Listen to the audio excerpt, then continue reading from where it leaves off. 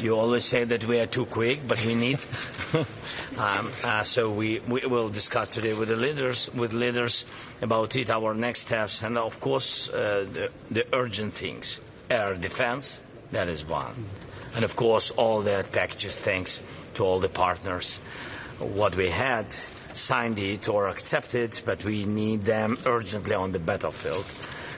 These military packages. We are thankful for this decision for Russian frozen assets that we can use and can have this 50 billion euros. So that's very important, and we started to discuss. I think that the moment of some risks with some sanctions, what we see, especially with some of Russian oligarchs, you know that sanctions have been put on against these oligarchs, and it was just steps. And now we see risks that some of the sanctions are lifted, and that's why also I want to discuss with our partners. And of course, I'm thankful for your participation of Peace Summit. That is very important for us. And you have to know that for today, 9 more additional countries joined to communicate after summit. That is great steps, and I want to discuss with leaders our next steps, preparing for second summit. I think it's very important, not only for Ukraine, for Europe, for the world. Thank you. First of all, congratulations on the accession talk. Thank you so much. And then I would like to ask you if you're concerned about France potentially cutting support to Ukraine now that they're going to have parliamentary elections. I'm sure that everything basing on support of people, ordinary people, you know, the leaders, parties, political leaders, and governments always basing their thoughts and decisions only on society support. And that's why I hope that even if, of course, that is the decision, you know, election, that is the decision of one or another country. We can't push it, and we don't want it. That's about freedom. That's, by the way, about values which we are fighting for.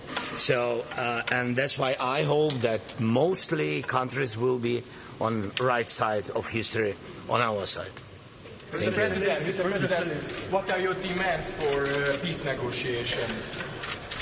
We have very understandable way how to do it, and we suggest all the leaders to come to the first summit. It was very difficult to have such big volume of countries from different continents. Now we need now next steps. Next steps is to plan and to have the detailed plan of detailed steps on each crisis, what this war of Putin brought to our land. And we have to find and to prepare this plan and to put this plan on the table during months. We don't have too much time, because we have a lot of wounded and dead people on the battlefield and through civilians. That's why we don't want to have this war during years. So that's why we want to prepare this joint plan, put it on the table to the second summit, second peace summit. President Zelensky, may I ask you a question about, is there any indirect negotiation talks with Russia after the summit? Because lots of the leaders around the world says without Russia there will be no solution for their crisis. I don't have any dialogue with them. Indirectly. In any way, I didn't have. I didn't have during this period of time. First of all, because they don't have any plan. They have only one plan: how to do this war more longer. That's their idea. But we need, and we can, because mostly countries on this side. I saw it during the first peace summit. I saw it. We heard even some skeptical countries, but their understanding of the way of life was very, very open, and they're on the right side again. Again that on the side that to stop this war, but they know that this war Putin brought to us. There are no any questions who is aggressor. So it doesn't matter for today who speak with somebody, if it's in shadow, if it's somewhere, if it's secret dialogues. It's not about us. So we want to do it openly. For us, it's very important. Thank you. Thank you so much. Goodbye.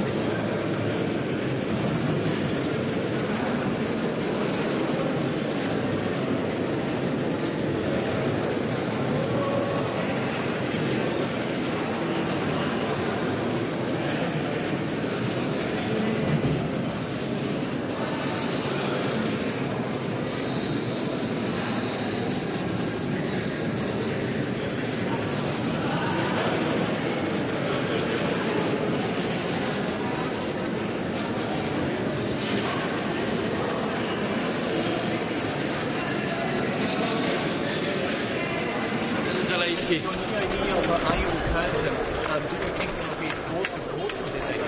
Iron Curtain? It was a bit, the letter you wrote with the Baltic states that we need fences and infrastructure towards Russia, border infrastructure. I still remember the word with Iron Curtain, and this is why I am not satisfied with your metaphor, sorry. It's quite the opposite, in fact, because our initiative is to protect our countries against aggressive, this possible aggression from the Russian side and Belarusian side, and in fact we are, it's something, it's today everyday experience of not only in Poland, these aggressive behaviors on our borders. And I'm talking about not only about this clear military threat. We have full-scale war in Ukraine, but also some provocations from especially the Russian side and Belarusian side directly on our border. But we have also this bigger and bigger problem with weaponized illegal migration tactics of Belarus and Russia. And this is something really serious, not only for Poland, not only for the Baltic states, but it's a part of our common European defense policy. And this is, I have no doubts that we are talking about external European borders. And we are talking today about the threat for all the EU and all the, in fact, the political West. And I'm pretty sure that today all our partners in the EU understand much better than ever before that common European responsibility for our security, for our safety, this is something absolutely needed today. And this is the reason why I decided to propose this initiative on this air defense shield together with Greek Prime Minister Kyriakos, and second this Baltic defense line in the Baltic states, and in Poland this is this so-called Shield East, with some infrastructure, fortifications, etc. I can talk about it for hours, but sorry. Have you spoken to the Prime Minister of Italy, Giorgia Meloni, about the top jobs? Not yet. I hope that I will have today an occasion as a part of the European Council. But one thing must be clear: no one respects Prime Minister Giorgia Meloni and Italy more than I do, really. And it's a misunderstanding that, okay, sometimes we need specific political platforms to ease the process. The common position of these three biggest groups in the European Council. We, as you know, we have ended our negotiations inside this political platform, but this is only to facilitate the process here. The decision is for Madame Meloni and other leaders during our European Council meeting, and the only intention and the only reason why we have prepared this common position is to facilitate this process, really. And there is no Europe without Italy, and there is no decision without Prime Minister Meloni. It's obvious for me. Very clear. Thank you very much. Thank you.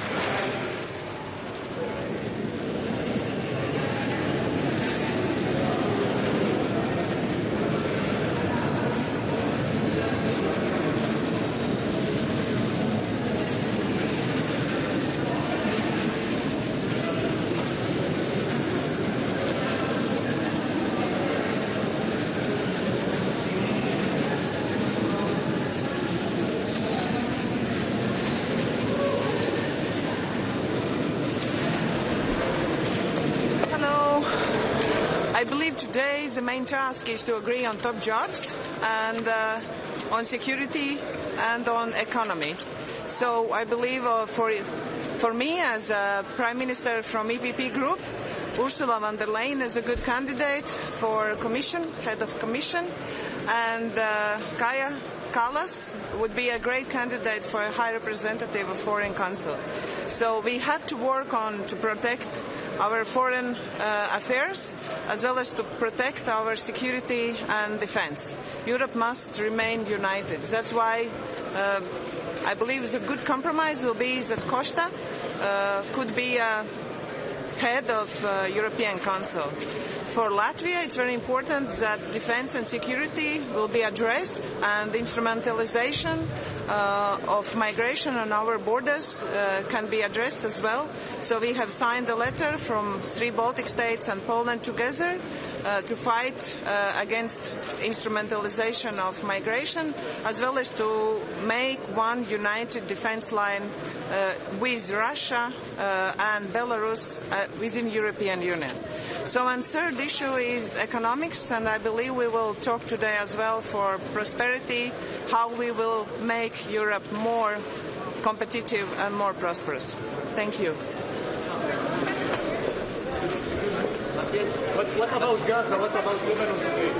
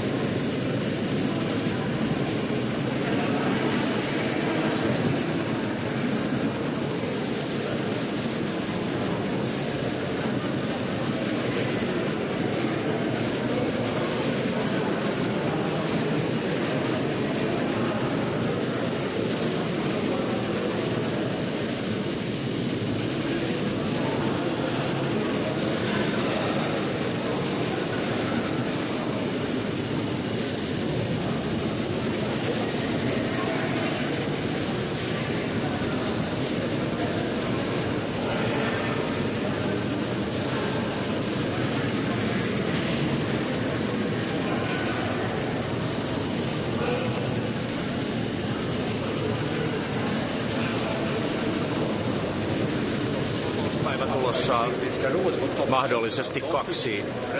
Periaatteessa sieltä on hyvin pitkällä sekä nimityspaketti että sisältöasiat, strateginen agenda. Siitä en ole esimerkiksi kuullut paljon poikkeavia luonnoksesta, mutta on avoimia kysymyksiä vielä nyt ehkä nimityspakettiin liittyen, että katsotaan nyt miten tämä lähtee tästä liikkeelle.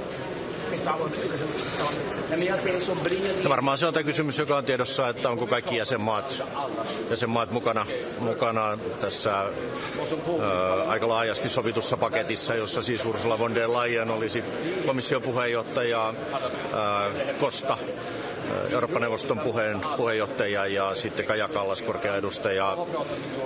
Se nähdään hetken päästä, miten tämä lähtee. Töitä on paljon tehty taustalla, keskusteltu päämiesten kesken ja samaan aikaan tietenkin pitää miettiä parlamenttia, koska sitten tälle paketille pitää olla parlamentin tuki. Ja tämä on tämmöinen monimutkainen kokonaisuus.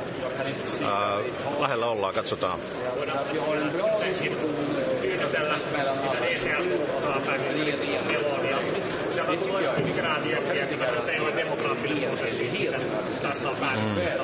No ensin demokratiaan, niin kyllähän se kuitenkin kolme isoa puoluetta on keskustellut keskenään ja myöskin näitä keskusteluja nyt varsinkin viimeisen viikon aikana käyty paljon enemmän tässä pitää nähdä 2 eri tasoa. On toisaalta tämä Eurooppa-neuvoston taso, jossa päämiehet puhuu keskenään, jossa on esimerkiksi Italian pääministeri paikalla. Sitten ECR sisällä on paljon eri puolueita ja ECR on siinä mielessä aika ei niin yhtenäinen kokonaisuus. Tämä tekee tämän haasteen tähän, mutta on selvää, että Italia suurena EU-jäsenmaana niin kyllähän täytyy jotenkin saada kädenjälkensä näkyviin. Mä pidän sitä itse asiassa aika selvänä. Ei mitään sellaista, jonka tässä nyt niin kuin edes pystyisi jakamaan, eikä siis ole, mutta selkeästi on keskusteluja käyty, mutta ei ole vielä mitään sellaista ratkaisevaa elementtiä olemassa.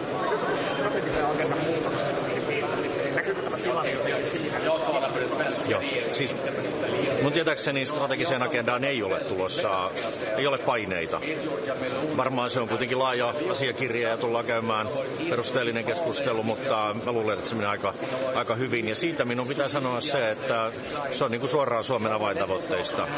Me voidaan olla hyvin tyytyväisiä siihen kokonaisuuteen, mikä siellä on. Turvallisuus, kilpailukyky, vihreä siirtymä, digitalisaatio, osaaminen, teollisuuspolitiikkaa, erittäin hyvä rajaturvallisuus.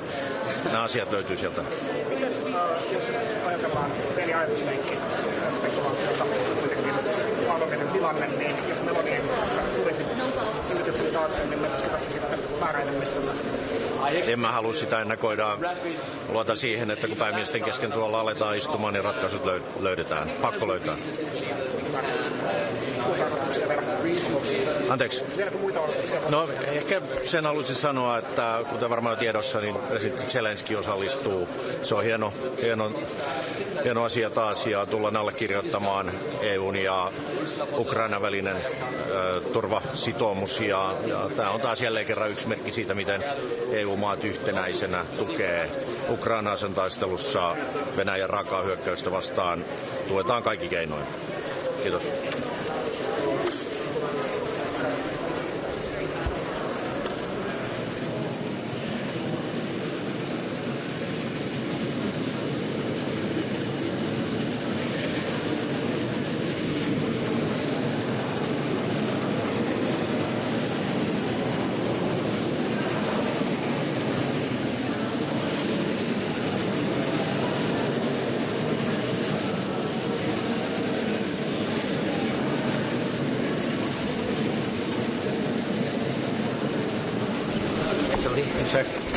Hi everyone. See you. I'm going to just say I'm delighted to be here at the European Council today for what really is a bumper agenda. Very pleased that we're taking a historic step forward today in the fact that the European Council will of course be discussing Ukraine's membership of the European Union, having had the intergovernmental conference in recent days. Looking forward to welcoming President Zelensky here to Brussels today, as well as another symbol of the ongoing solidarity that the European Union will continue to show with Ukraine for as long as it takes in the face of Russia's brutal illegal invasion. Also very much looking forward to conversations and discussions we'll have around the issue of competitiveness, conscious that at a time when Europe faces many external threats, and that obviously takes up a lot of the bandwidth, understandably, but it is really important as we move into a new cycle that we do ensure that there is a focus on things like competitiveness, on things like the single market, on things like making sure that it works for small and medium enterprises, that it works for Irish businesses and for Irish farmers. And of course, today I believe we will bring finality from the Council's point of view to the three top roles in the European institutions for the next period of time, namely the President of the Commission, the President of the Council and the High Representative for Foreign Affairs. Tony?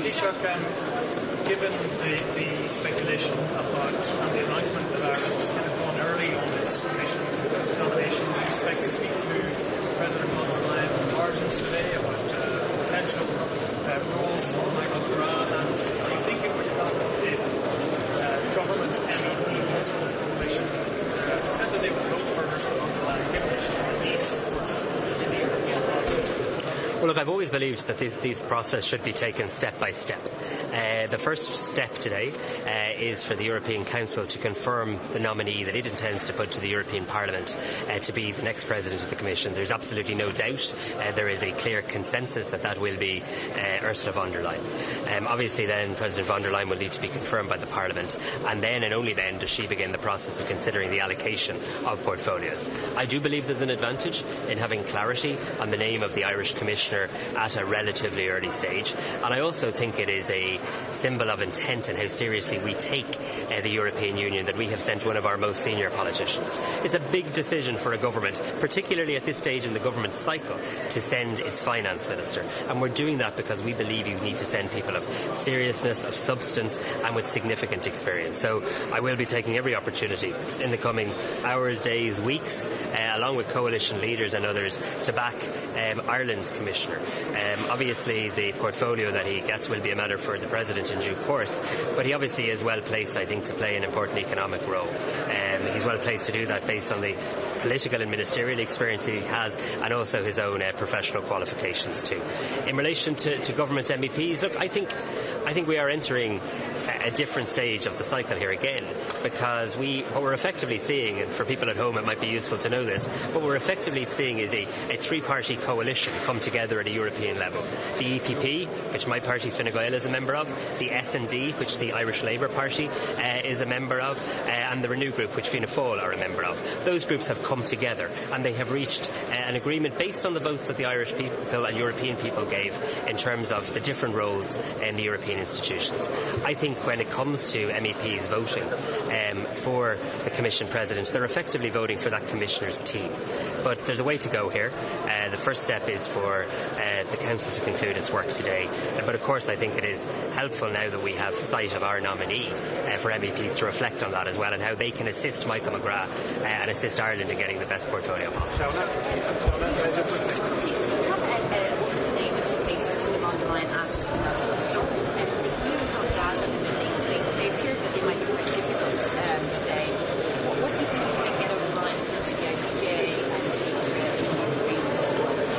So I'm aware that President von der Leyen may seek the name of a man and a woman. Ireland has done that in the past. On occasions Ireland has sent one name, on occasions Ireland has sent more than one name. On this occasion, respectfully and in accordance with the treaties, we have taken a decision to send one name. And we do that because, we're sending our finance minister.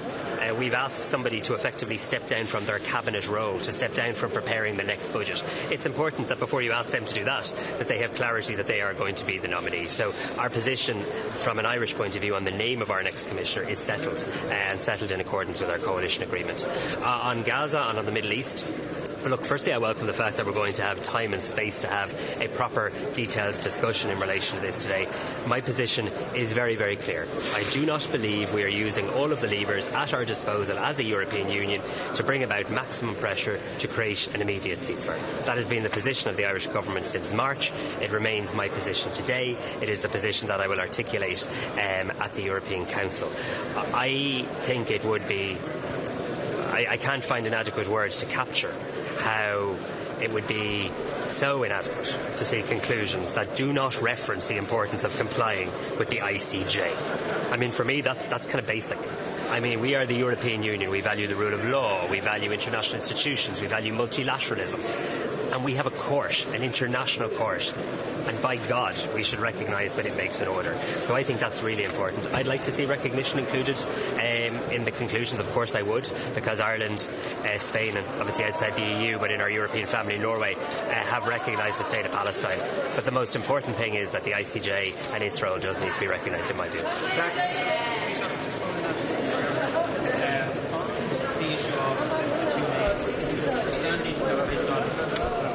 Channels and other things that von der Leyen did.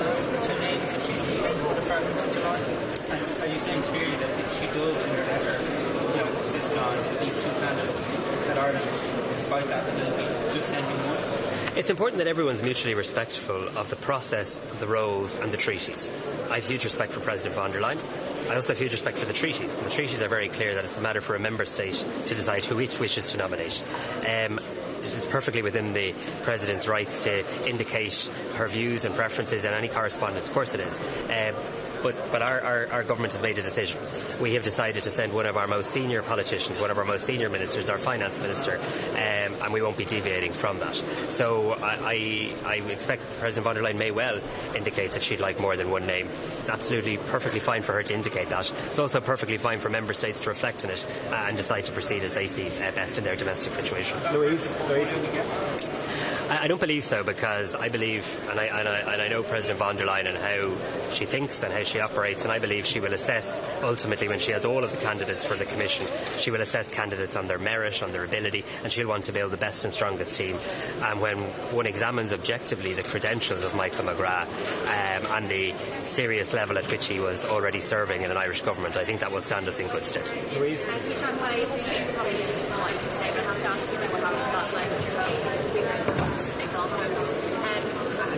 Give us any brief comment on that if you can. Do you feel safe in your home, or is the situation that you envisage having to do with your wife and children? And then secondly, another related matter, there was a LGBT pride disco organised for teens in your time activity, but that's been cancelled due to fears of protests. Is that a concern for you? That is a concern for me, and I think it's utterly unacceptable that that's happened. It's not on. I'm really saddened that it happened, quite frankly. It's not the Wicklow or the community that I know and have lived in all my life. And I think Pride has been such a great moment of both celebration of inclusion and diversity in Ireland, but also a moment of protest and challenge that we must do more, we must do better, and that our journey isn't finished. And I find it highly regrettable that that has happened in relation to that, and particularly some of what I read in relation to trying to find the appropriate word, but in relation to how individual organisers were perhaps intimidated or targeted in some way. Look, in relation to my own situation, I don't really wish to comment on it, other than to say obviously this is a clearly unacceptable situation. Even the word hoax, I'm not sure is a fair word with respect, because I've no doubt these things are done to intimidate, to upset. I have young children, I have a wife, and this is an utterly unacceptable situation. I do think, and I say this really respectfully, I do think all of us in our discourse, including media, need to reflect on how we sometimes comment on these matters. You know, if masked men turned up outside your house, it wouldn't be described as protest. It's not protest when it happens outside my house either. And, you know, this situation can't be allowed to continue. Honey, do you think you're going to have to move, or are you staying in your house? I'm staying at my home. Yeah. Jane?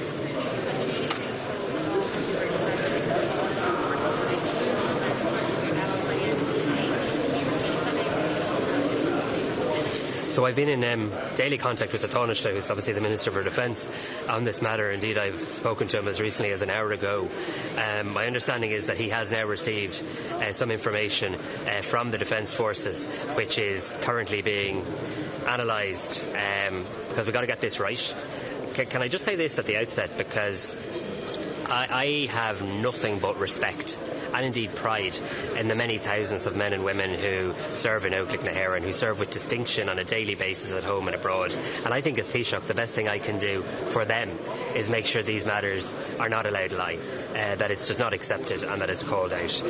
Remember, it's only about a year since a judge-led independent review into our defence forces uncovered really horrific situations. The Chief of Staff referred to the findings as stark. We then had a situation where the government has had to establish a tribunal of investigation. So let me just be clear, the last thing we need and the last thing I'll tolerate is anonymous briefings in relation to the Defence Forces. I'm the Taoiseach of this country, and zero tolerance is not a political slogan. Zero tolerance is the cultural change that must become embedded in every part of Irish society, including the Defence Forces. And anonymously brief away if you wish, but I will speak up and speak out for the women of this country who have felt failed, badly failed, over a significant period of time. My colleague, Minister Karen McNeill, has met with women in the Defence Forces. The Taoiseach is leading an important programme of reform, and I commend and support the work that he is doing. But we are not where we need to be in relation to zero tolerance. And people in every aspect of Irish society need to know zero tolerance isn't just something they talk about in the Dáil. It's something you have a responsibility to implement in your workplace as well. And I'll await the full report in detail from the Taoiseach, who's due to meet with the Chief of Staff. But I do remain this afternoon very concerned There is no place, in my view, for people who have convictions in our defence forces, particularly convictions in relation to domestic, sexual and gender-based violence. And I also think there's serious consideration together we need to give, and I accept this may require change on our end too, in relation to if there's serious allegations made against somebody, what happens to them in the period of time before that allegation goes to court? How can they possibly be allowed to continue to serve? And is there a need to change regulations in that space? There may be. So enough of the whataboutery, enough of the anonymous briefing. It's a serious issue here. And as Taoiseach, I remain concerned this afternoon, and we're going to get to the bottom of this, and we're going to get it right. Sarah, the information that you received from the Defence Forces. Could you say that again? Are you going to be quality of the information that you received from the Defence Forces? I want to reserve judgment on that because the Taoiseach is doing very important work in relation to this, and I support him fully on it. But what I want to have is a very clear understanding and picture of the question that I asked this week. How many people in the Defence Forces, are there people serving in the Defence Forces who have a criminal conviction? Are there people serving in the Defence Forces who have a criminal conviction related to domestic, sexual and gender-based violence? And are there people serving in the Defence Forces who may not yet have a conviction, but may have been accused of such crime and such wrongdoing? I think it's really important we get this right, and I think what needs to happen now is an end to the anonymous briefings, including the ones that I read in your paper this morning. I'm not going to stop as Taoiseach of this country until we get the right answers in relation to this. Zero tolerance is something we have worked so hard on. There is a political and societal consensus about this, and we're going to get this right. And we're going to get it right for the incredible men and women in the Defence Forces who wear that uniform with pride, and they want us to get it right too. Sarah, no, I'm sorry. Sarah, final question. Topic at hand, on defence. We talked about operations, joint procurement, defence against the budget, and right now it's withdrawn now from the state part of things. Is there anything Ireland has to offer? So look, I think it's important to say that today is in the space of a discussion and an airing of views and an oral presentation rather than a paper, and that gives an indication in and of itself at the early stage that these conversations are in. I mean, Ireland's lines are always clear in relation to our own military neutrality, but that's not the same as saying we should be afraid of having conversations around security and defence, because our country isn't immune from many of the threats that Europe faces as well. I think there's a number of issues here. There's policy issues around security and defence. I think you're also beginning to see that there's clearly issues about how such things would be funded. And indeed there's many concerns, including from large member states, as to how you might do that. So I think we're at an early stage of this discussion, but it is an important discussion. We're going to meet President Zelensky here in Brussels. There's a war on the continent of Europe. There's member states of this European Union literally at the front line here, and we need to bottom out these. But today's discussion I expect to be exploratory. Thanks everyone. Thanks very much. Wir kommen jetzt hier zusammen zum Europäischen Rat, um jetzt unmittelbar nach den europäischen Wahlen Entscheidungen zu treffen, die wichtig sind für die weitere Arbeit Europas. Wir leben in nicht einfachen Zeiten. Wir sind mit großen Herausforderungen konfrontiert, nicht zuletzt dem furchtbaren Angriffskrieg Russlands gegen die Ukraine. Und deshalb ist es wichtig, dass Europa sich jetzt aufstellt für die Aufgaben, die zu bewältigen sind. Das hat zunächst einmal etwas zu tun mit der Herausforderung, die der russische Krieg mit sich bringt. Deshalb ist es wichtig, dass wir hier Klarheit zeigen, auch mit den Beschlüssen, die wir treffen. Für mich ist wichtig, dass wir das nachvollziehen, was auch im Rahmen der G7 besprochen worden ist, wo wir möglich gemacht haben, auch durch die Hebelung von Windfall Profits dazu beizutragen, dass wir 50 Milliarden Dollar zusammen mit den USA und anderen G7-Partnern zur Verfügung stellen können, schnell und zügig, sodass die Ukraine in der Lage ist, daraus die Dinge zu finanzieren, die sie benötigt in den nächsten Jahren. Zuallererst natürlich Waffen, das ist klar, aber selbstverständlich auch Dinge, die etwas mit wirtschaftlichem Wiederaufbau zu tun, mit der Reparatur der Energieinfrastruktur, wenn es um humanitäre Hilfe geht. Das ist ja etwas, was wir als Partner der USA und anderer G7-Staaten jetzt auch möglich machen müssen, indem das schnell umgesetzt und fortgesetzt wird. Es ist deshalb gut, dass wir aktuell auch mit dem ukrainischen Präsidenten Zelensky diese Frage weiter erörtern, mit dem wir ein Abkommen unterzeichnen werden. Auch das ein Zeichen der Solidarität in schwieriger Zeit. Zweitens wird es darum gehen, dass wir dann bei dieser Gelegenheit auch in Europa unsere Hausaufgaben machen. Wir haben uns schon beschäftigt mit der Frage, wie kann man angesichts des Ausfalls russischer Energielieferungen Europa resilient machen. Das ist weitgehend gelungen, bleibt aber eine Aufgabe. Gleichzeitig haben wir unzählige Millionen Flüchtlinge aus der Ukraine aufgenommen in unseren Ländern. Wir haben gerade entschieden, dass wir die entsprechende Aufnahmebereitschaft der Europäischen Union noch einmal verlängern. Gleichzeitig haben wir die Voraussetzungen dafür geschaffen, dass das jetzt möglich ist. Aber die Frage, wer macht was, ist nicht klar verteilt. Deutschland, Polen, Tschechien zum Beispiel und noch einige wenige weitere Länder haben die meisten Flüchtlinge aufgenommen.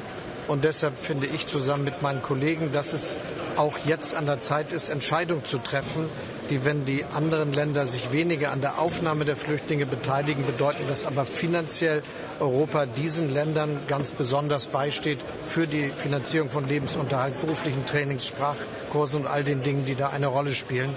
Das habe ich der Kommissionspräsidentin zusammen mit meinen Kollegen aus Polen und Tschechien auch geschrieben.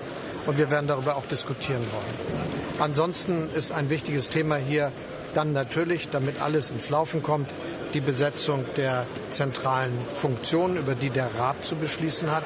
Das heißt, die Frage, wer wird die nächste Kommissionspräsidentin, die Frage, wer wird hohe Beauftragte, wer wird in Zukunft den Europäischen Rat führen. Sie wissen, dass es eine gemeinsame Position der Parteifamilien, der konservativen Sozialdemokraten und Liberalen gibt. Das ist insofern relevant, weil ja die Kommissionspräsidentin auch eine Mehrheit im Parlament braucht. Insofern ist das hier nicht nur etwas, wo sich 27 Staats- und Regierungschefs darauf einigen müssen, sondern auch eine Frage, wo es darum geht, wie ist die politische Mehrheit, die die Kommissionspräsidentin im Parlament trägt. Und da ist unsere Absicht, dass die politische Plattform, die Frau von der Leyen in der Vergangenheit getragen hat, das auch in Zukunft tun soll, also EPP, S&D und Renew. Und die Verständigung für einen Vorschlag, den wir gemacht haben, trägt dem Rechnung, dass eine solche Mehrheit auch gefunden werden kann, mit Frau von der Leyen als Kommissionspräsidentin, mit Kaja Kallas als hoher Beauftragter und mit Antonio Costa als Präsident des Europäischen Rates. Jetzt diskutieren wir mit unseren guten Freunden in Europa und die klare Hoffnung ist natürlich, dass alle diesen im Parlament auf eine Mehrheit rechnen könnenden Vorschlag unterstützen.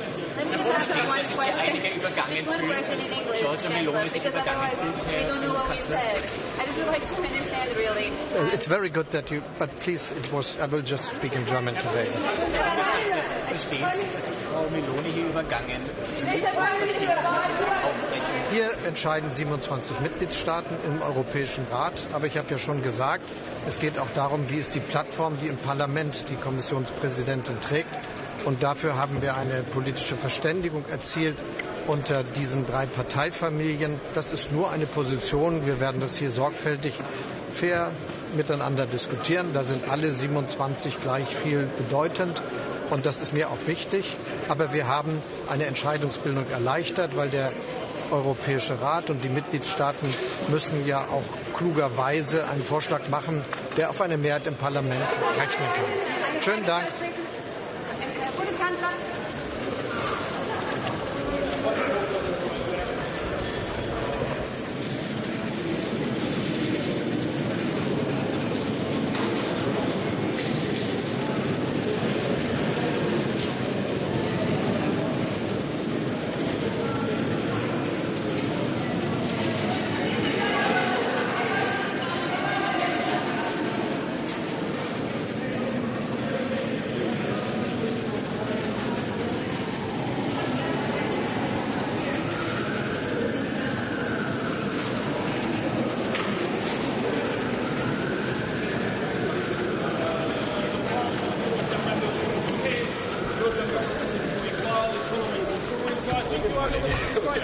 Hello. Well, I don't want to compete with Prime Minister Orban. He always makes a show. Well, for me, this council is especially important because we are going to sign with President Zelensky the security commitments with the European Union. Some member states have already done on their side, but these security commitments covers the military, the financial, the diplomatic, And in particular, it will be the way of channeling the resources coming from Russia frozen assets. It's good that we could take this money and to provide more military support to Ukraine, training their soldiers, developing their defense industry, and providing more military support. I think today is a good moment to continue showing our unwavering commitment to support Ukraine. Then, for sure, it will be the defense side. The Europeans, we have been underinvesting in defense. And now we have to recover the time that we have lost. We have to think about how do we finance a big push to increase our defense capabilities. It's not going to be easy because neither member states nor the European Union have enough resources to make a big push. But it's clear that since the Euro crisis, the Europeans has been under-investing on defense. And when the war came, we discovered that our military stock were below the line, and we had to buy outside the European Union almost 75% of our military buying and military supplies. This is not affordable. This cannot be for a geostrategic player to behave. And then the situation in the Middle East, a strong concern. Biden plan has not been implemented. Neither one side nor the other has been willing to implement this plan, despite the fact that it was a Security Council resolution backing this plan. And now what do we see? We see starvation continues, bombing continues, humanitarian support is not entering into Gaza. Last day, the managing director of the World Food Programme, Ms. Cindy McCain, insisted on the idea that nothing has changed in Gaza. Now starvation, bombing, malnutrition. This is something that the international community has to deal with. It's not the only problem in the West Bank. The European will have to discuss about how do you face in order to stop the violence in the West Bank. And then the situation in the Lebanese border. We have to stop the spillover of the war against the whole region. Mr. Borrell, on the Middle East, there's a very strong language in the Council conclusions. Is this a paradigm shift? Do you think that we will soon see restrictive measures against Israel? No, this is not in the agenda, but in the agenda we have the Association Council. Association Council cannot be a business as usual council because things that's happening are not business as usual. So this will be the occasion for the member states to discuss with Israel's counterpart about what's going on in Gaza, what's going on in the Middle East, and look for the most important and pressing issue to stop the military actions, to provide humanitarian support, and start thinking on a political solution. Thank you. My family in North Gaza, what I can tell him, what I can promise him, no food, no water, no electricity, what I can tell him? Tell them that the European Union is doing everything they can in order to provide them with water and food. We are the biggest donor, and we are the one who is pushing more for Israel to open the border and allow humanitarian support to come. Thank you. And we are very much aware of what they are suffering, and that's why we are increasing our capacity and our work in order to stop this dramatic damage. I have a European question. And minimum of the food. I know. That's what Cindy McCain was saying. Nothing has changed in Gaza. Humanitarian support is still not entering. Israel is continuing impending humanitarian support to continue starving people. That's why the European Union today a strong language about it. Everyone say thank you for you in Gaza. Thank you so much. Thank you.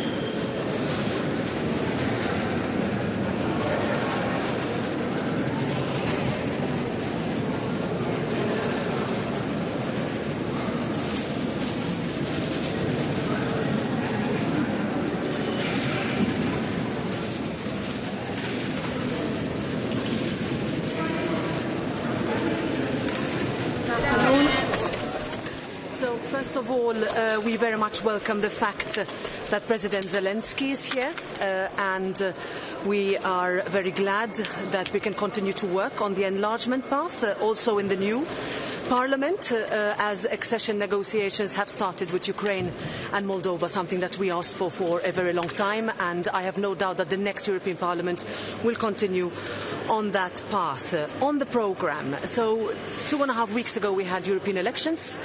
We got pretty clear messages from those elections, and now we have to make sure that we implement the political message into our programme. And that means that we need to renew our focus on competitiveness, on security, on defence, and also on making sure that nobody is left behind in the digital and green transitions. Those were pretty clear messages to us, and that is around the messages that we are building as we start to compose the new Parliament. Finally, on the appointments, we very much look forward in order for us to take the first steps on an agreement today during this European Council. We are ready as a European Parliament to take the necessary decisions. So once they are taken, we do it. Thank you very much. Thank you. One question on six men decided on the EU's most important jobs. Is that very democratic? Well, the decision will be taken today. We look forward to it. Thank you very much.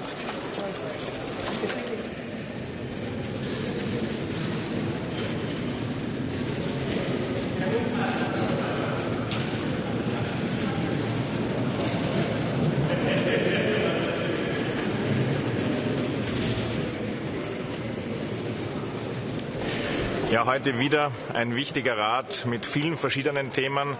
Großes mediales Interesse ist die Frage der Besetzung der Spitzenpositionen innerhalb der Europäischen Union, also Präsidentin der Kommission, Ratspräsident, Präsidentin oder eben auch die hohe Außenbeauftragte oder Beauftragter.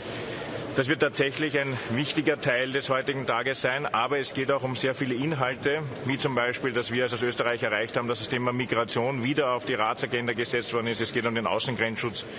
Es wird um Asylverfahren in sicheren Drittstaaten gehen, also dass das Thema Migration eben weiter und vor allem der Kampf gegen illegale Migration auf der Agenda des Rates bleibt. Und als nächster wichtiger Punkt die Wettbewerbsfähigkeit der Europäischen Union, die Frage des Standortes, wie wir tatsächlich die Überregulierung wegbringen können, damit eben freie Wirtschaft, Innovation, Forschungsfreiheit in der Europäischen Union stärker möglich ist als bisher. Herr Bundeskanzler, Sie haben an dieser Stelle immer wieder gesagt, man darf kleinere Länder nicht übergehen bei wichtigen Entscheidungen. Uns haben demzufolge nach 6 europäische Staatenlenkerinnen sich auf diese 3 Top-Jobs geeinigt. Waren Sie hier involviert oder fühlen Sie sich hier übergangen? Nein, hier waren wir insofern involviert, als die Parteienfamilien vorher die Sitzungen beschlossen haben. Die Europäische Volkspartei hat ja die Europawahlen insgesamt gewonnen. Und die Parteienfamilien haben jeweils beschlossen, Verhandler zu nominieren. In dem Fall war es für die Europäische Volkspartei der griechische Premierminister und der polnische Premierminister. Mit denen sind wir abgestimmt und die sind eben in diese Plattform dann hineingegangen, wo Liberale und Sozialdemokraten auch vertreten sind, um dann eben das Personalpaket, wie es genannt wird, zu verhandeln. Verstehen Sie den Unmut zum Beispiel von Giorgia Meloni, die ja vielleicht die drittstärkste Fraktion wird im EU-Parlament, die EKR, dass sie hier keinen Job bekommt oder ihre Fraktion? Ich glaube, es ist wichtig, gerade auch Italien, gerade auch die italienische Premierministerin gut einzubinden in diesen Verhandlungsprozess.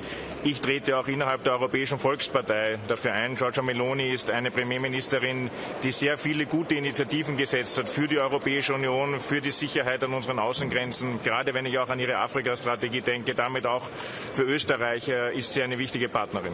Gerade beim Thema Israel und Nahost sehen wir sehr, sehr starke Worte in den Schlussfolgerungen. Sehen Sie hier einen Paradigmenwechsel der Europäischen Union in ihrer Politik, vor allem gegenüber Israel? Also so wie die Schlussfolgerungen jetzt formuliert sind, werden sie nicht beschlossen werden. Österreich, Tschechien und die Bundesrepublik Deutschland sind hier klar dabei, gewisse Formulierungen so zu verändern, dass sie auch tatsächlich unserer Position Rechnung tragen, nämlich volle Solidarität mit Israel, auch volle Solidarität mit den Palästinenserinnen und Palästinensern.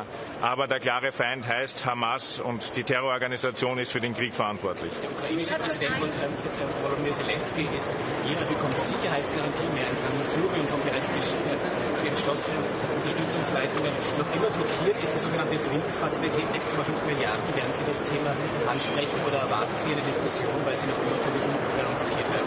Also klar ist es, dass wir zu unserem Wort stehen müssen. Österreich als neutrales Land hat hier klare Rahmenbedingungen, wie wir tatsächlich der Ukraine helfen können. Österreichische Hilfe ist immer nicht militärisch. Eine Frage zu Meloni. Gestern hat die Meloni gesagt, dass es eine Oligarchie ist. satisfied that the economy is jobs so entscheidend? Ich glaube, das Entscheidende ist, dass wir die Diskussionskultur deutlich verbessern, dass wir die konstruktiven Kräfte innerhalb des Europäischen Parlaments, die auch für Europa stehen, auch wenn sie anderen Fraktionen angehören, wie Giorgia Meloni, es als Europäischer Volkspartei sich gesehen mit auf den Weg nehmen. Das Kriterium muss sein, dass man für Europa ist, dass man für Rechtsstaatlichkeit ist und dass man eben auch die Position der Europäischen Union in der Solidarität mit der Ukraine unterstützt. Ich finde, das sollten die Maßstäbe sein, wie man miteinander spricht, wie man miteinander umgeht. Und das trennt auch die konstruktiven Kräfte von den Extremisten. Vielen Dank. Ich kann auch eine Frage zur Vorstellung der deutschen Innenministerin. Möchtest du die Terrororganisationen so herrlich leichter, schneller abschieben? Ja, das ist eigentlich basierend auf einem Vorschlag Österreichs. Der österreichische Innenminister fordert seit einem Jahr, dass Abschiebungen Richtung Syrien und Afghanistan wieder möglich sind. Deutschland hat jetzt diesen Weg auch aufgenommen. Damit haben wir einen starken Verbündeten und ich halte es für wichtig, dass diejenigen, die unsere Schutzgewährung missbrauchen, die gegen das Strafrecht verstoßen, die Menschen gefährden und tatsächlich verletzen oder gar töten, wie wir es in Deutschland erlebt haben, aber auch wie wir es in Österreich sehen, dass die dann tatsächlich abgeschoben werden können und dass das Schutzinteresse der Allgemeinheit höher ist als das subjektive Schutzinteresse eines Straftäters, der noch dazu Schutz gesucht hat. Danke. Danke.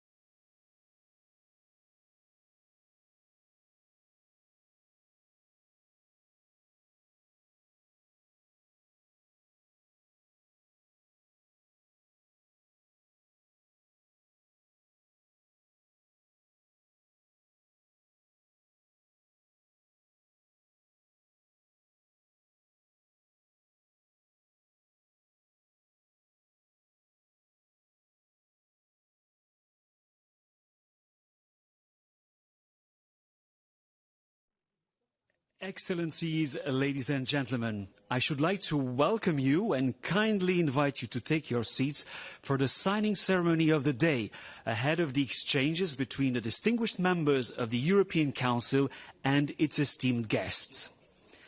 The joint security commitments between the European Union and Ukraine will be signed by His Excellency the President of Ukraine, Mr. Volodymyr Zelensky, His Excellency the President of the European Council, Mr. Charles Michel, and Her Excellency the President of the European Commission, Ms. Ursula von der Leyen. We will now proceed with the signing.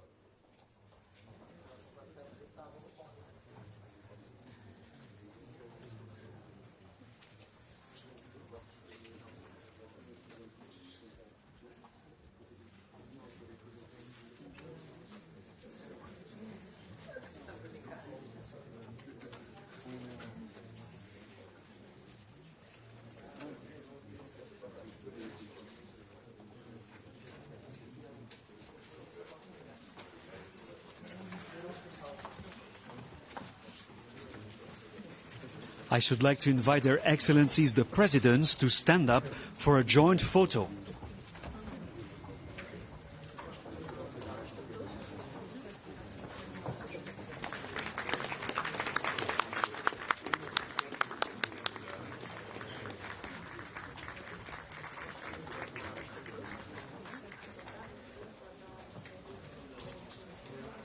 Excellencies, thank you very much.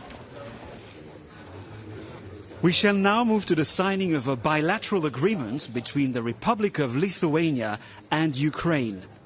I should like to invite His Excellency the President of Ukraine, Mr. Volodymyr Zelensky, His Excellency the President of the Republic of Lithuania, Mr. Gitanas Nausėda, for the signing of the Agreement on Security Cooperation between the Republic of Lithuania and Ukraine. We will now proceed with the signing.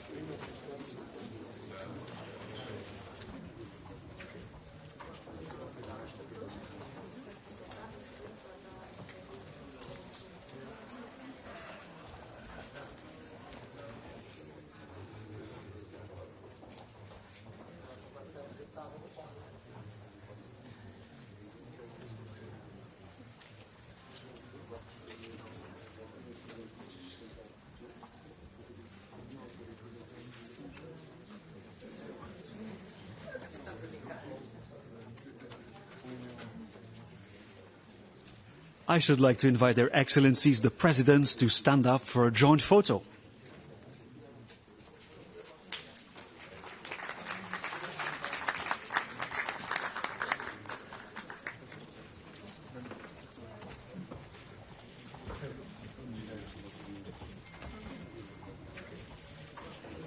Excellencies, thank you very much.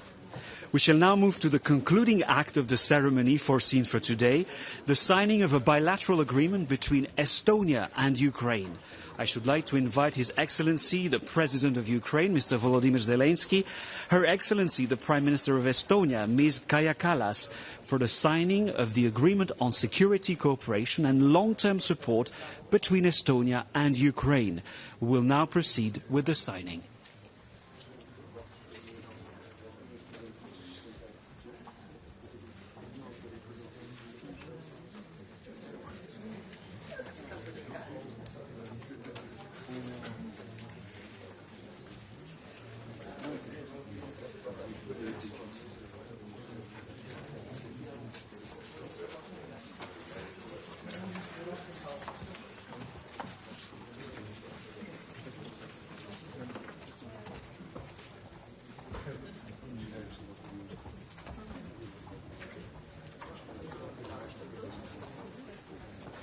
I should like to invite Their Excellencies the President and the Prime Minister to stand up for a joint photo.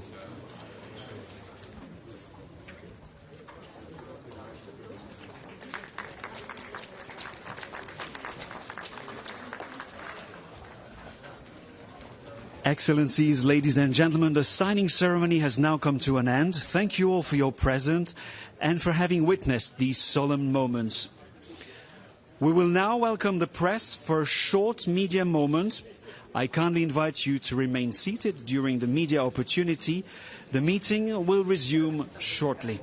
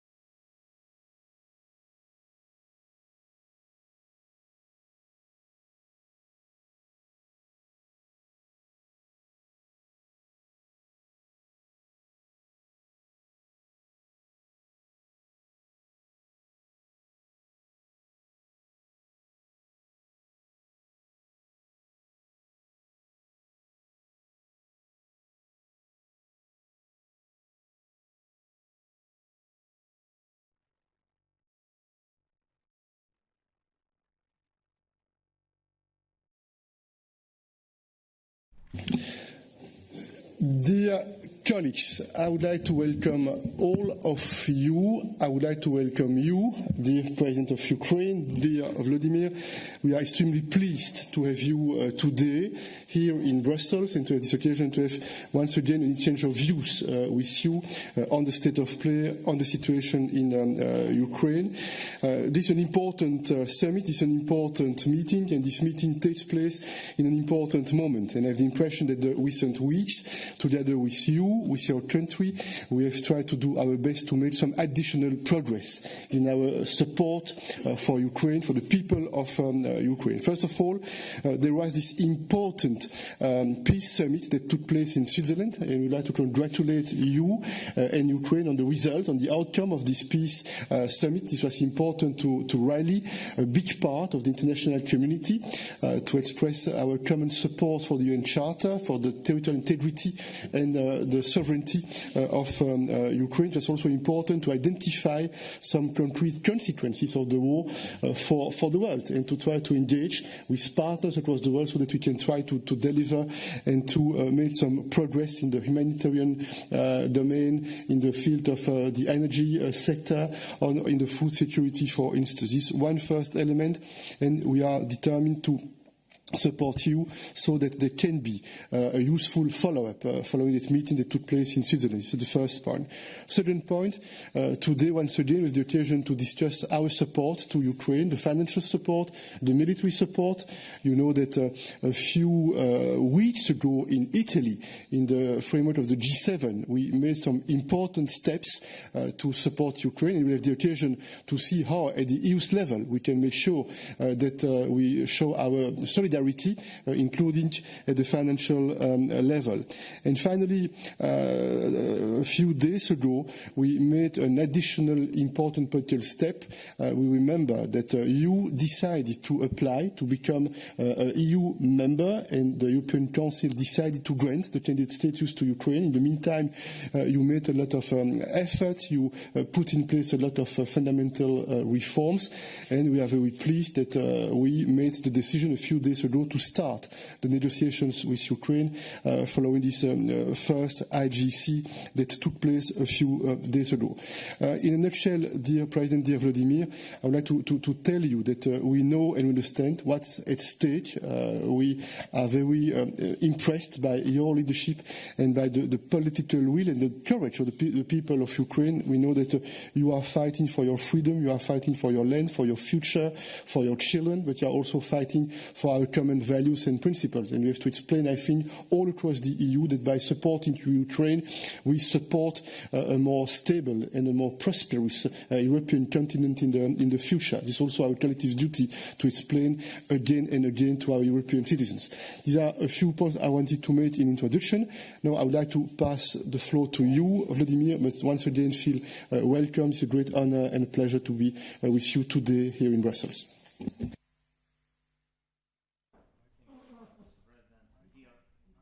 Friends, dear colleagues, dear Ursula, and I'm grateful to you that during these very difficult years for all of us, for Europe, we have maintained unity and ensured that Europe is stronger. The world has seen Europe's effectiveness, has seen our ability to find the right decision at the right time. Dear friends, the EU approved a negotiation framework for Ukraine, and negotiations on our country's accession have already begun. Thank you very much for it. This is Europe's historic choice. Thank you again. And I am convinced that every European nation that shares common European values should be part of the European family. This is true for Ukraine. This is true for Moldova, really for the peoples of the Balkans, I'm sure Georgia's moment will come. And I'm sure that there will be decisions regarding Belarus, because it's also a European nation that should be in a united Europe in the future.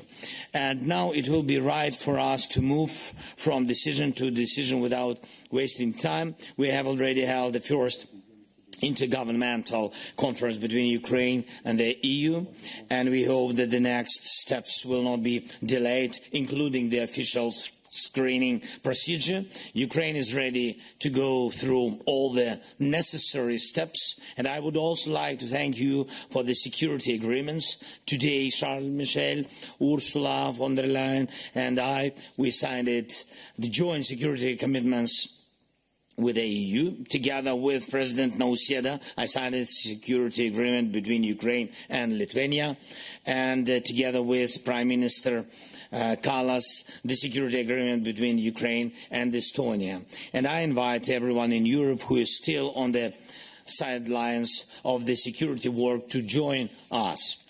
And one more thing that is important to mention: in May, Putin tried to expand the war by launching a new offensive in the east of our country, thanks to the bravery of our people and the decisions of of our partners, we stopped this Russian offensive. But this new Russian offensive proved that the existing pressure on Russia for the war is not enough. And so, first, I wanted to mention about military support, artillery, shells, and fulfillment of every promise is important, not only in terms of protecting lives, but also to destroy the Russian illusion that they will achieve something by war.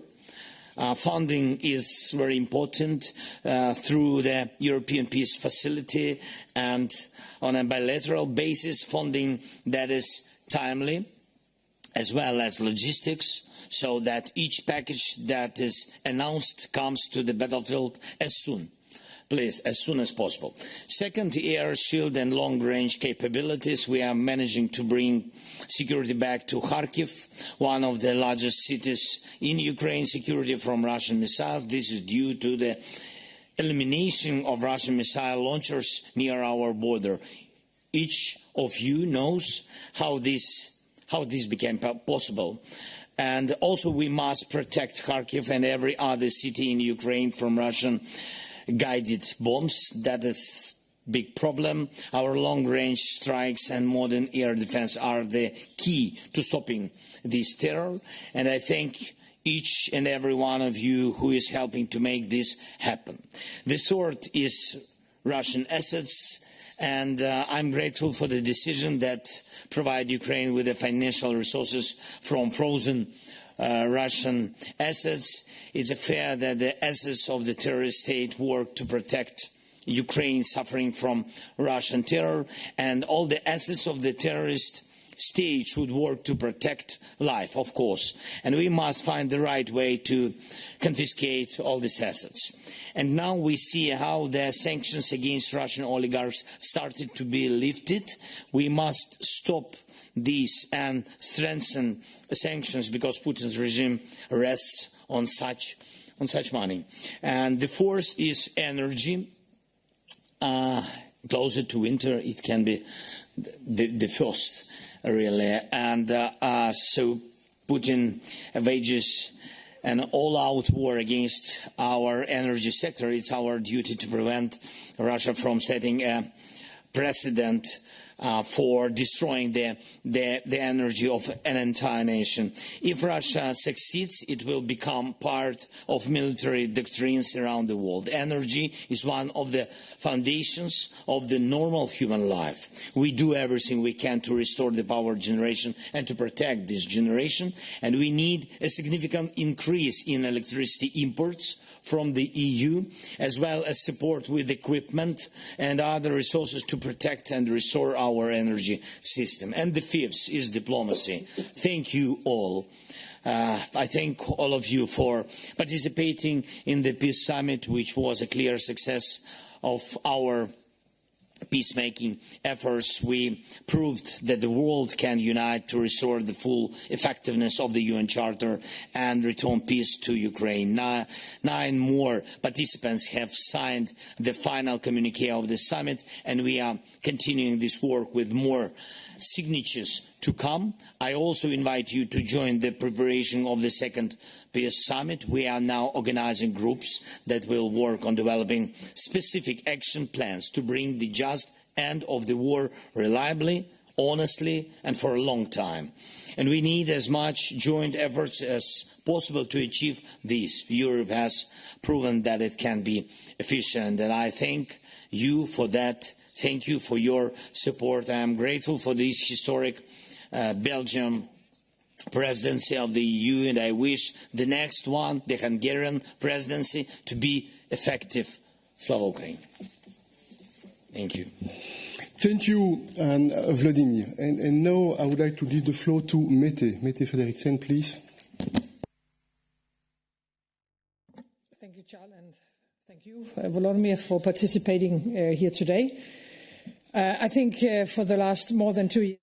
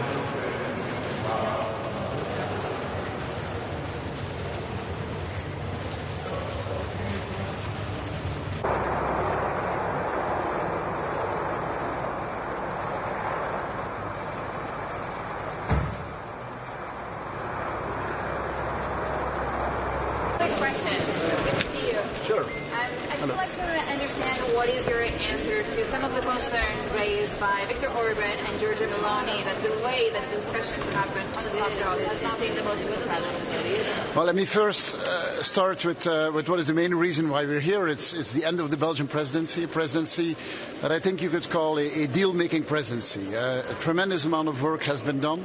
First of all, in the domain of Ukraine, with the 13 and 14 package that has been agreed, opening of the accession discussions, deal on immobilized assets. So a lot of things have happened in that domain. On the legislative side, one file for every working day during our presidency, so a tremendous amount of work that happened.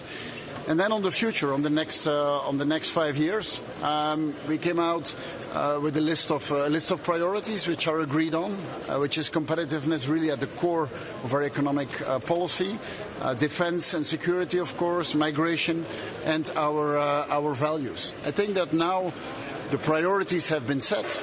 You have to look at what is a coalition of political groups that can work together. Because what we need in the next 5 years is stability, political stability, and being able to act fast.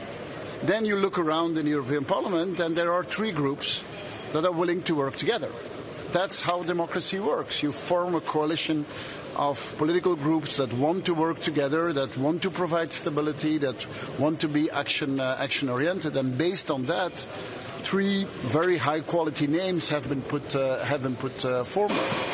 That's how democracy works. Democracy is not only about blocking. Democracy is about who wants to work together, and those 3 political groups are willing to work together to the benefits of all Europeans. Are you not concerned that you might have... Right, and then I'll come to you.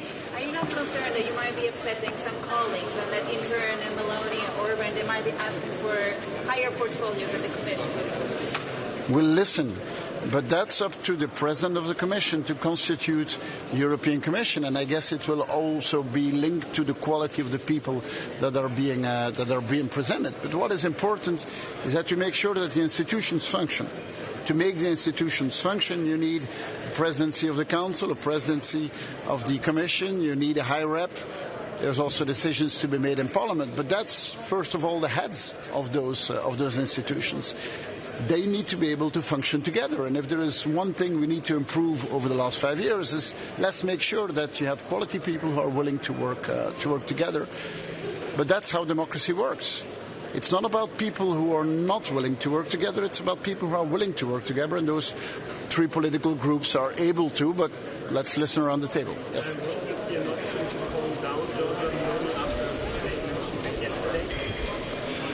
I don't know. There is a saying in Dutch that sometimes the soup is not eaten at the same temperature that it is being served, which basically means yesterday was yesterday. Let's listen what is being said around the table today.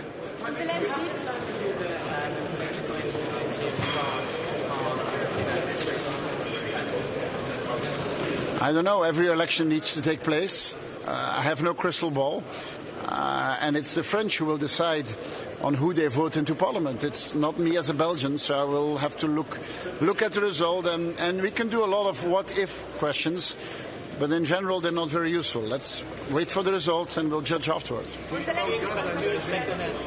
Can you tell us, he was talking about next concrete steps in air defense. So what would these next concrete steps look like? Well, I've seen that some countries have made noticeable contributions. I think Romania did that some days ago. A few weeks ago, Belgium decided to provide 30 F-16s. A few of them will be delivered still in 2024. So we see that it is being built up. Of course, in a situation like this, with Ukrainians who are fighting for their sovereignty, fighting for the security of the population, it's never enough. And I understand that there is a push to do always more, but we see that a lot of efforts have happened, and we will continue to do better, more, and faster. Mr. Zelensky said he needs help fast. He said he needs help fast, but Hungary is still blocking the European Peace Facility for more than a year. Do you expect any progress here? Yeah, it would be good to come to a conclusion. Up to now, it has not been possible. But I hope we find a creative solution too, because the financial means are there. Also on the frozen assets, I mean, the means are there.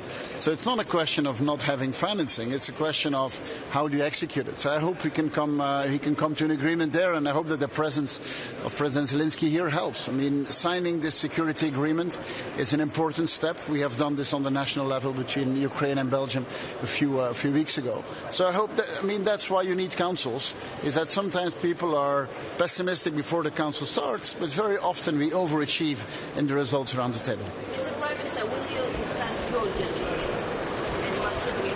Yes, it is part of the discussions that will take place, but let us first listen to what is being said around the table. Sorry, last question, yes.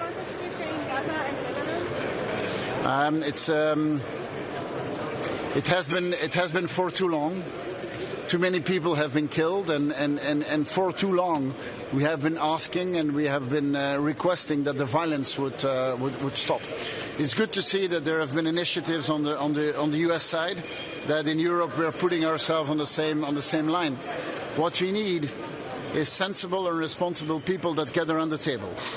That gather around the table to release the hostages, to stop the violence, and to provide a future for the inhabitants of Palestine, of Gaza, but also the inhabitants of the whole region, being it in Israel and in Lebanon as well. Thank you. Goodbye. Ik dacht dat iedereen naar Mark Rutte aan het luisteren was. Dus, al een assertieve micro. Bon, wie beginnen we? Ja. Ja, het zijn 3 namen van mensen van bijzonder hoge kwaliteit. En uiteindelijk wat we in Europa nodig hebben is stabiliteit en snel kunnen beginnen. Dat kan alleen als je politieke groepen hebt die met elkaar willen samenwerken. En daar zijn de Christen-Democraten, de Socialisten en de Liberalen zeer duidelijk geweest. Dit zijn de 3 partijen die willen samenwerken. Ja, zo ga je vooruit. En ik weet dat er een aantal partijen zijn, meer aan de extreemrechtse kant, die zeggen, ja, maar wij willen de zaken blokkeren. Dat mag in een democratie, maar Europa gaat vooruit door mensen die met elkaar willen samenwerken. Die stellen nu 3 kandidaten naar voren. Dat zijn kandidaten van zeer hoge kwaliteit. Zorgt ook voor een regionale spreiding. Zorgt voor de juiste evenwichten die we moeten hebben. Laten we luisteren hoe het rond de tafel eraan toe gaat. Want dit is wel een belangrijke stap vooruit. Want Europa heeft heel veel uitdagingen. Op het gebied van competitiviteit, op het gebied van veiligheid, op het gebied van het beschermen van onze waarden. Dus ik hoop dat wat hier op de tafel ligt, dat we daar een akkoord kunnen rond hebben. En dat het Europees Parlement op 18 juli haar meerderheid kan geven. De Italiaanse premier Meloni zegt, ja, hij lijkt zich verantwoord helemaal niet gehoord. Maar als je gehoord wil worden, dan moet je natuurlijk een bereidheid hebben om samen te werken. En zo werken coalities. Coalities, dat zijn partijen die zeggen, wij kunnen samen met elkaar iets doen. We zijn bereid om water in onze wijn te doen. We zijn bereid om oplossingen te gaan vinden. Maar weet je, er is veel verklaard geweest. Heel vaak wordt de soep niet zo warm gegeten als ze opgediend wordt. Dus laten we eens luisteren wat er rond de tafel juist gezegd wordt. Nee, Kaja Kallas is een zeer goede kandidaat. En kijk, je moet ook kijken naar wat de uitslag van verkiezingen is en wat de regionale spreiding is. En dit zorgt voor een goed evenwicht. 3 namen zijn er voorgeschoven. Zijn de juiste figuren voorgesteld? Maar eerst en vooral wat belangrijk is wat gaan we doen. En dat heeft het Belgisch voorzitterschap voorbereid. Prioriteit is competitiviteit van onze industrie, is onze veiligheid, is asiel en migratie, is het beschermen van onze waarden. Dan moet je zorgen dat men tijdens de volgende legislatuur stabiliteit heeft en snel kan beginnen. Dat kan er op basis van de samenstelling van het Europees Parlement, waar je 3 politieke groeperingen hebt. De liberalen, de socialisten en de christen-democraten, die zeggen wij willen met elkaar samenwerken en wij kunnen een meerderheid vormen. En dan kan je kijken, ja, wie zijn de personen die aan het hoofd gaan staan van die instellingen, van de Europese Raad, van de Europese Commissie en van de External Action Service. En daar zijn 3 kandidaten voorgesteld die echt van hoge kwaliteit zijn, die ook de juiste geografische spreiding hebben, die de juiste evenwichten hebben. Ik hoop dat men daar een akkoord kan over vinden, maar dan moeten we rond de tafel naar elkaar luisteren. Maar Georgia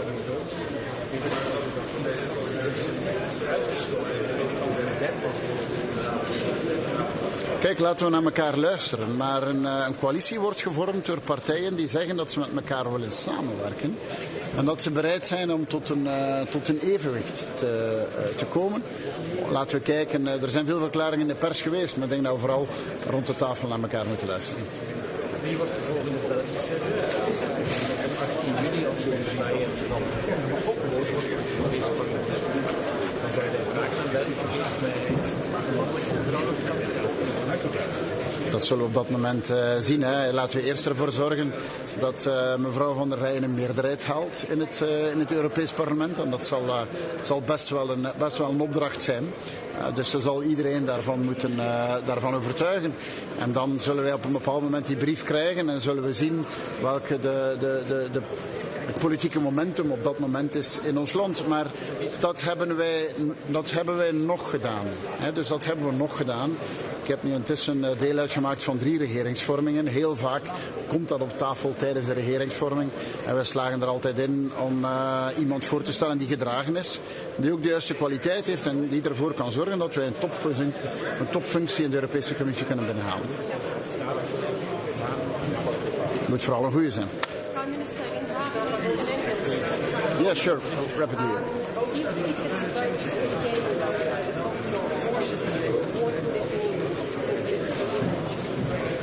It would not be a good thing. It would be better if the Council can show its unity, and then it's up to the European Parliament to vote. But let's not get ahead of ourselves. Let's listen around the table. I think that is maybe one of the points that needed to happen last time. There's a bit more talking and a bit more listening instead of proposing a group altogether. The strategic outlook is also on the table. That was one of the key points was, okay, who, but also what, we as Belgians in our presidency have already prepared. So I will, in French now. Oui.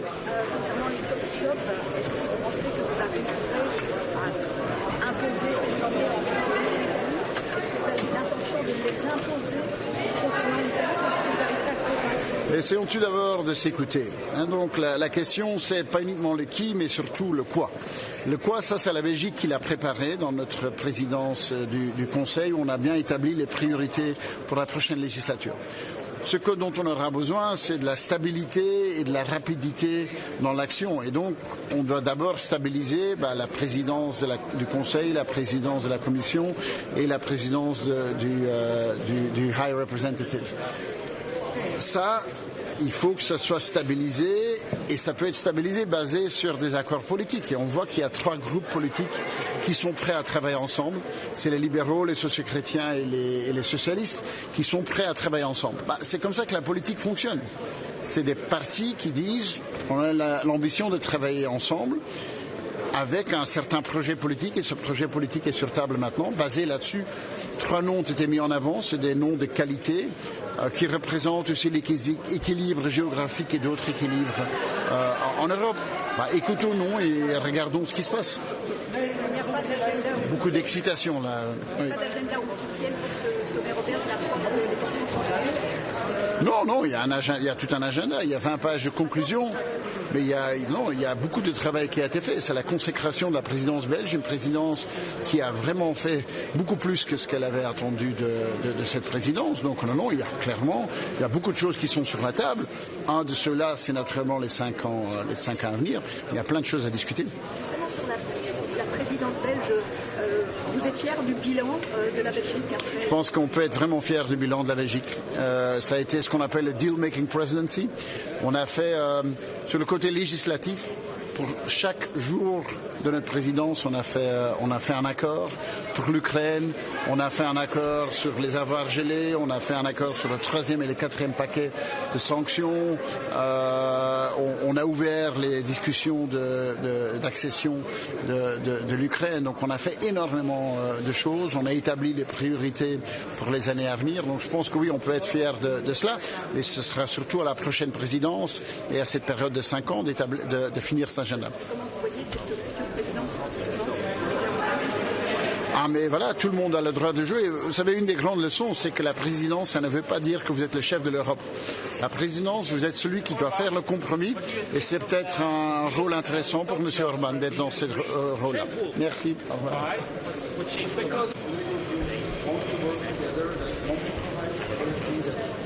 be action-oriented, and based on that, three...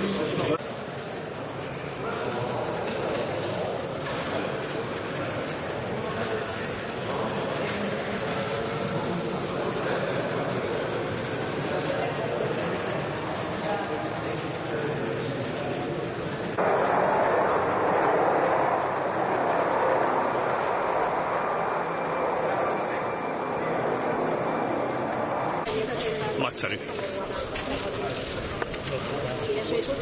Szomorúak? Jó, de jártak iskolába, nem? Nem, hanem a magyar történelemben olyan még sosem volt, hogy valaki más kaparja ki nekünk a gesztenyét. Emlékszik ilyenre?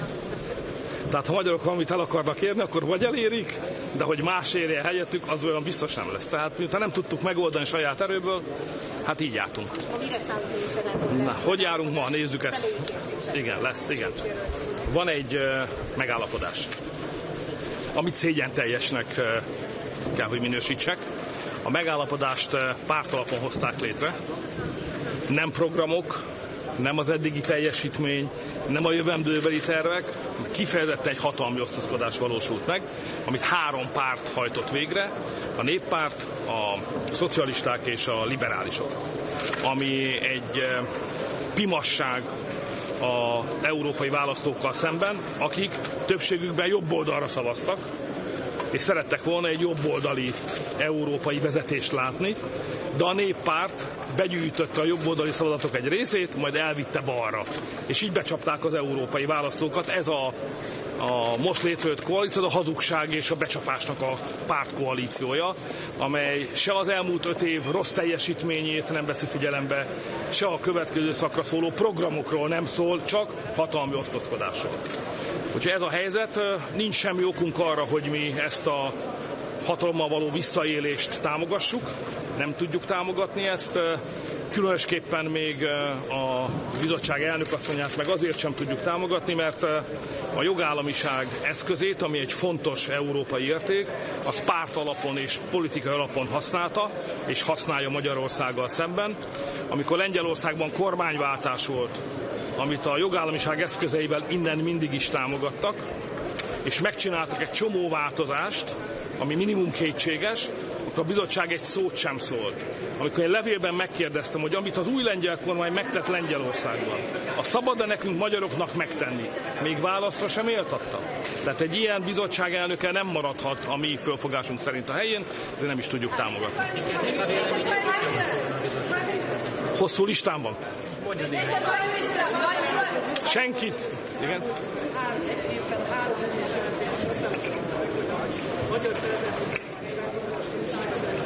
A magyar... ágazati támogatásokat a szövetségrendszeri az országspecifikus ajánlásokban kérték és az ástól. Igen, ezeket mind dicséretnek vesszük. Ezek a magyar gazdaságpolitika fontos eszközei, ezek járulnak ahhoz hozzá, hogy a magyar gazdasági növekedés jóval meghaladja az Európai Unió átlagát, ebből jön a magyar siker. Ők ezt a sikert akarják tőlünk elvenni, de sajnos ezt mi nem adhatjuk. Az elmúlt napokban a magyar elnökség programjával kapcsolatban milyen visszhangokat kapott? Hát van egy programunk, amely a versenyképesség és mondjuk úgy, a gazdasági növekedésről szól, és azt mindenki támogatja. Ezen kívül akarunk még békét, no migration és economic growth. Nagyjából ez van. A programunk 95%-a mögött a nagy országok támogatása ott van.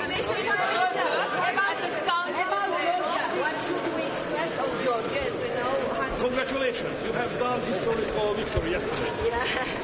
What about here? You will discuss with your colleagues situation. Yeah. Things are going well in Georgia. I mean, the path on European membership is okay. Georgian government is doing well. Economy is improving. So I think you are on the right track. Are you going to miss Mr. Rutte? It's the last meeting at the council table today. Oh, he's not here. He is here, but it's the last time. You have something to say to him. Are you going to miss him? No, we made a fair deal. When we decided to support his candidacy for Secretary General position of NATO, we made a deal which was announced in a written form by him, so it's guaranteed Fair done. Are you going to miss here? It would be an exaggeration. Igen. Látja, azon vagyok. Francia választások mennyire árnyékolják be itt a mai tanácsban? Hát nem beárnyékolják, hanem napsütést adnak. Beszédtéma ez a... Hát hivatalosan nem, de persze mindenki erről beszél. Franciaországa Európa döntő országa, ott vasárnap nagy dolgok is történhetnek. Mindenki tudja ezt.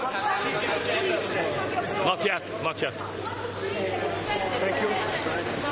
It's inclusivity. It's exclusivity. So that's a division between the right and the left, which is not good. So it's not based on the merit of the election. If it would be based on the merit of election, that would be EPP, Socialist, and ECR, which is the number 3. But instead of ECR, it's Renew, which clear evidence that this is a party-based deal. Shameful. Yeah, of course. But the question is not majority and minority. If you create positions in the European Union, majority and minority, you make similar to the national government structures, which was not the case here, because inclusivity is the most important, because nobody is in opposition, everybody would like to be the common job here. So what should be done now? What should be done now?